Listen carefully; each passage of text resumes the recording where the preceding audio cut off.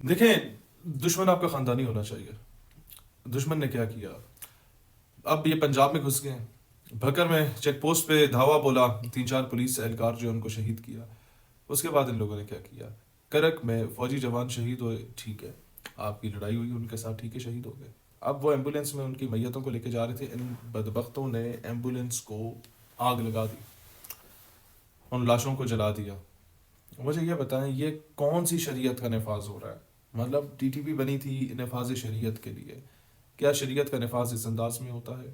کیا شریعت کا نفاذ اپنے ہی لوگوں کو مار کے ہوتا ہے؟ کیا شریعت کا نفاذ اس معصوم بچی جو وزیرستان سے تعلق رکھتی ہے اور وہ بڑی زبردست بالنگ کرا رہی ہوتی ہے، اس بچی کو آپ اٹھا کے اس کے استاد کو اس کے ہاتھ پیر زخمی کر دیتے ہو، اس سے مذمتی بیان دلواتے ہو، اس سے معذرت کرواتے ہو، اور کہتے ہو ہم شریعت کا نفاذ کر رہے ہیں. ماؤں بہنوں بیٹیوں کو تم لوگ اسکولوں سے دور رکھتے ہو، تعلیم سے دور رکھتے ہو، گھر میں زبردستی قید کر کے رکھتے ہو، شریعت کا نفاذ ہو رہا ہے. بھئی کون سی شریعت ہے؟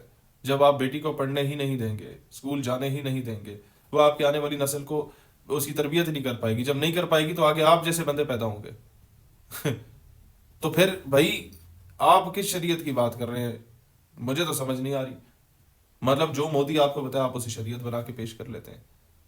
اس وقت بارڈر پہ پھر ٹینس سچویشن چل رہی ہے، گولہ باری دونوں طرف سے جاری ہے، اور جن اغوان چیک پوسٹ سے اٹیک ہوئے تھے وہ ساری چیک پوسٹیں مکمل طور پہ تباہ کر دی گئی ہیں. پہلے یہ ہوتا تھا 2 4 فائر وہ مارتے تھے، 2 4 فائر یہاں سے جاتا تھا. اب جہاں سے ایک فائر بھی آتا ہے وہ پوری چیک پوسٹ جب تک تباہ نہ کر دی جائے تب تک ہماری فوج سکون سے نہیں بیٹھتی. کیونکہ انہیں غصہ آپ کے ان ٹکٹلیوں سے نہیں ہے جو بارڈر پہ آپ کر رہے ہیں 1 2 فائر مار کے. یہ غصہ 15 20 سال سے ہے، جس کو برداشت کر رہے تھے کہ مسلم بردرہڈ کے نام پہ. لیکن مسئلہ یہ ہے کہ وہ بردرہڈ تو تب ہوتا ہے نا جب خاندانی انداز میں آ کے آپ تھوڑی بہت ٹکٹلی کرتے، لڑائی کرتے، مردوں کی لڑائی مردوں کے ساتھ کرتے. آپ بچیوں کے اسکول پہ اٹیک کر رہے ہیں. کل وزیرستان کا پورا اسکول آپ لوگوں نے اڑا دیا. اسکولوں سے آپ لوگوں کو مسئلہ کیا ہے؟ اے پی ایس پشاور پہ حملہ کر کے آپ لوگوں نے 150 بچے شہید کر دیے. ان بچوں کی پرنسپل کو ان بچوں کے سامنے آپ لوگوں نے آگ لگا دی، اور پھر کہتے ہیں ہم دین کی خدمت کر رہے ہیں. غریبوں کے بچوں کو مار کے دین کی خدمت کی جائے گی. ریڈ لائن مسجد میں دھماکہ ہوا، میرے اپنے دوست، میرے کلاس فیلوز اس میں شہید ہوئے، اور وہاں یہ دہشت گرد چلا رہے تھے کہ اوپر والی منزل پہ جاؤ مسجد کے، وہاں بچے نماز پڑھ رہے ہوتے ہیں. بچے آپ کو پتہ ہے کھیلتے بھی اکٹھے، نماز کے لیے بھی اکٹھے، اوپر کی منزل میں چلے جاتے ہیں، بیسمنٹ میں چلے جاتے ہیں. تو انہیں پتہ تھا کہ انہوں نے کہ بچوں کو مارو. اب مسئلہ کیا ہے؟ مسئلہ صرف ان لوگوں کا نہیں ہے، مسئلہ اس ایک اسپیسیفک سوچ کا ہے جسے اختلاف فوج کے ساتھ یہ ہے کہ آپ پچھلی بار حکومت میں تو ہمارے پاپا کو لے آئے تھے، اس بار کیوں نہیں لے کے آئے؟ اب کیونکہ وہ ان کی پارٹی کو حکومت میں نہیں لے کے آئے، لہٰذا اب وہ جو بھی کام کریں گے ملک کی سالمیت کے لیے وہ اس سے اختلاف رکھیں گے. اب جواب دہشت گردوں کو دیا جا رہا ہوتا ہے، دم پہ پیر اس طبقے کے آ رہا ہوتا ہے.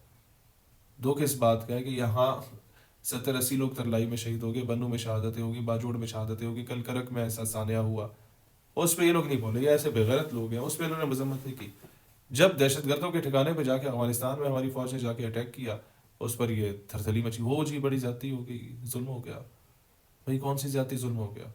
وہ جی مدرسے پہ اٹیک ہو گیا. بھائی ایک کمرے کے اندر وہ لیٹے ہوئے ہیں اکٹھے ہو کے، دہشت گردی کے سارے منصوبے پلان کر رہے ہیں، اسے باہر اس کے مدرسہ لکھتی ہے.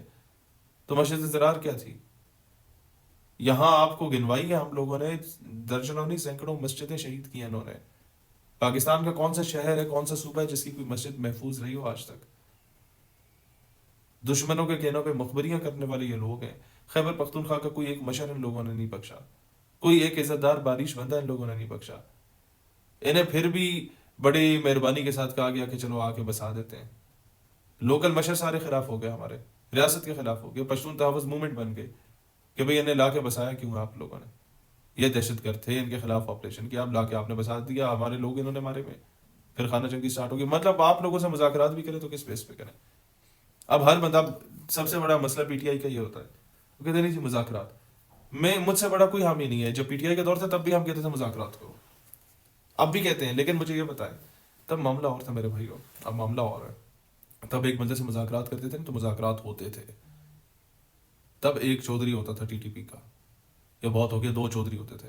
اب ہر ضلع کا الگ چودھری ہے. یہ ایک عام آدمی سمجھ نہیں رہا، پروپیگنڈا میں آ رہا ہے جو مذاکرات نہیں کر رہے، لڑائی کر رہے ہیں، ڈالری جنگ ہے، فلانا ہے، ڈھمکانا ہے. اور ڈالری جنگ میں اپنے بچوں کی قربانی کون دیتا ہے؟ لوگوں کے بچوں مروائے جاتے ہیں. اور آپ لوگوں کو نہیں پتا کہ یہاں جتنے آفسرز ہیں ان میں سے آدھے وہ ہیں جن کے باپ جو ہے وہ کرنل جنرل کے رینک پہ یا میجر بریگیڈیئر کے رینک پہ ریٹائر ہوا ہوا ہے، ان کے اپنے بچے قربان ہو رہے ہیں.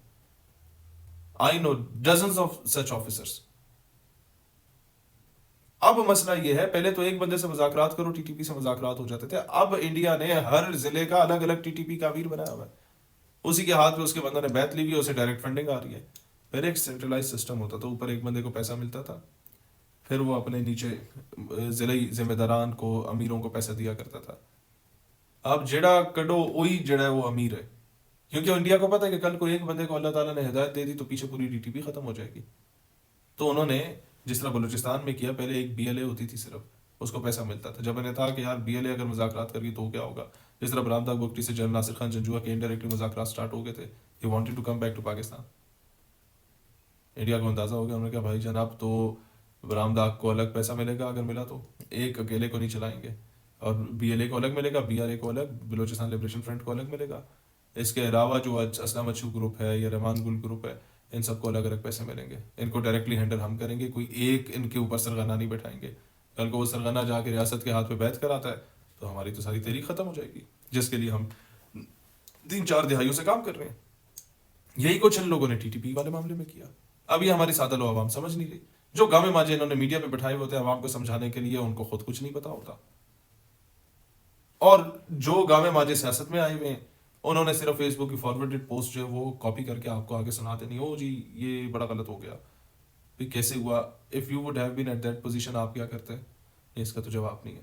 اچھا دہشت گردوں کو چھوڑ دیتے، نہیں لڑتے، آپ سنبھال لو جا کے، کل کو آپ کے گھر تک آ جائیں گے، آپ کی بیویوں بیٹیوں پہ جا کے ہاتھ ڈالیں گے.